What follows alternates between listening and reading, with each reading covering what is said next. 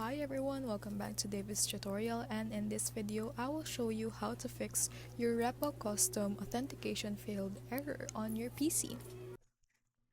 Hello everyone, so if you're experiencing the Custom Authentication Failed error on your repo, then try the following solutions to resolve it. So what you want to do first is check your server status. So before troubleshooting your system, verify whether repo servers are online.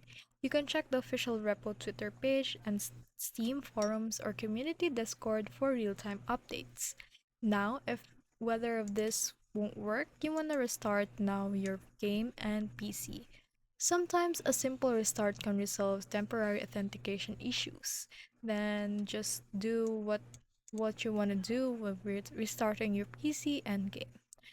Also, verify your internet connection is a crucial step for authentication. Ensure your internet is working properly. So if you want to restart your modem, here's how to do it. You want to restart your router or modem and also use a wired connection instead of the Wi-Fi one. Run a speed test to check for high ping or packet loss. Next is check firewall and antivirus setting. So these settings might be preventing repo from connecting to authentication servers.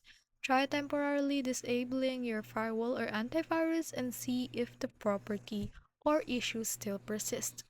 Verify integrity of game files. So corrupted or missing game files can cause authentication errors.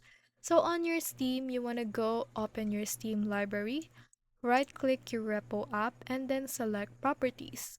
From your Properties, go to the Installed Files tab and then select Verify Integrity of Game Files.